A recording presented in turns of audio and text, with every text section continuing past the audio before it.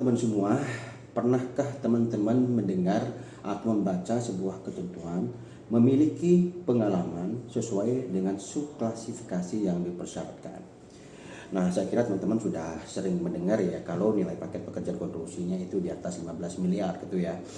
Atau kita kenal dengan nilai untuk kualifikasi menengah dan atau kualifikasi besar ya. Namun kemudian yang perlu kita menjadi perhatian di sini adalah bagaimana sebenarnya memahami ketentuan tersebut. Kan gitu ya.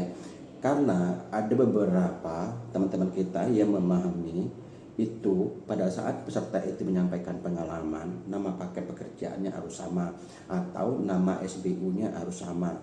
Jadi contohnya begini, paket pekerjaan konstruksi yang kita tenderkan itu misalnya dengan nilai 30 miliar gitu ya, dengan gedung perkantoran BG002 misalkan.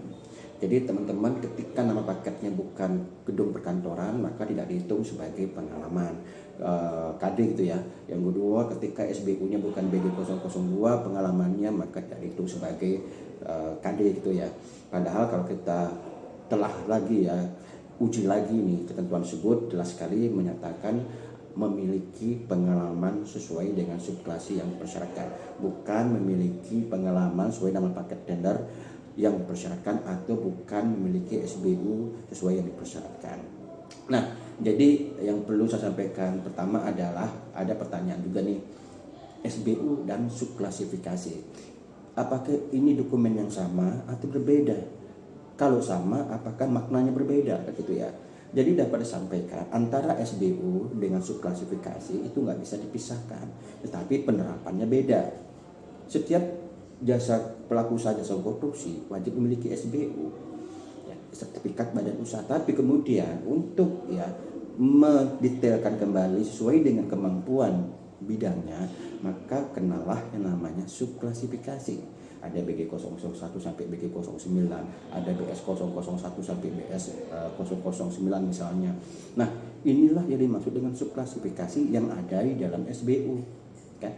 Jadi sampaikan dokumennya sama tapi penerapannya beda gitu ya. Nah, kembali yang tadi ya. Tapi sebelum saya menjawab teman-teman ya, ini sebenarnya saya bocorkan sedikit ya, revisi MDP kita sudah menjelaskan lebih tegas tapi tidak merubah substansi dari aturan yang sebelumnya. Ini penegasan saja, ini membantu teman-teman agar tidak lagi memahami yang berbeda-beda gitu ya.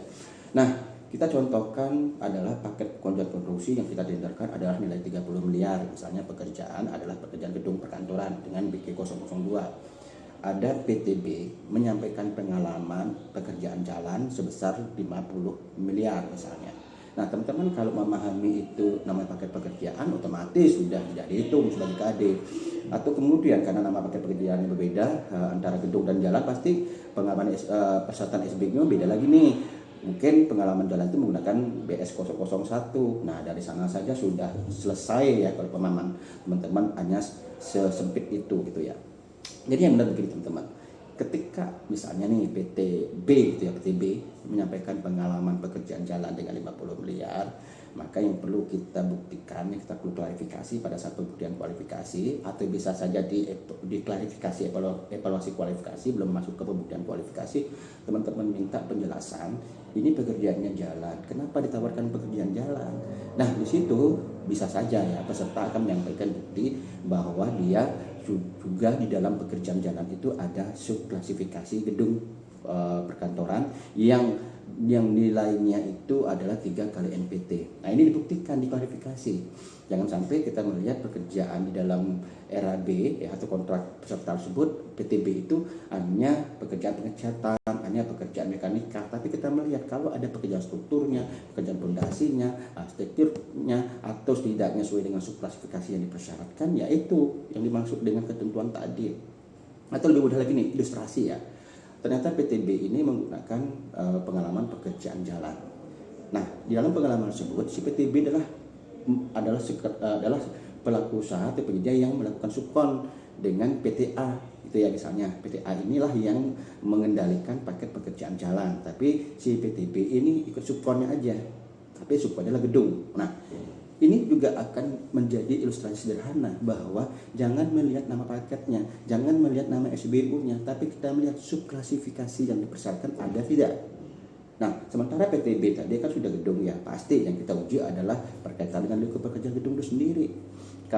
Kalau misalnya pekerjaan gedung itu sudah melihat ya pemenuhan terhadap kompetensi terhadap pekerjaan gedung, ya sudah, selama nilainya 3 kali NPT. Tapi kalau misalnya pekerjaan gedung cuma ada pengecetan, cuma ada interior, nah itu nggak masuk teman-teman. Nah teman-teman semua, yang jelas ya dalam revisi MDP akan berbunyi ya memiliki pengalaman yang salah satunya sesuai dengan subklasifikasi. Artinya setiap paket pekerjaan, setiap mewujudkan satu bangunan konstruksi, bangunan gedung, bangunan jalan, bangunan drainase dan sebagainya, itu akan terdiri dari beberapa subklasifikasi. Yang perlu kita pastikan ada tidak satu saja 10 subklasifikasi sesuai dengan yang dipersyaratkan. Jadi itu teman-teman semua ya, nanti kita akan banyak belajar dan tentunya setelah perlem dan revisi MDP.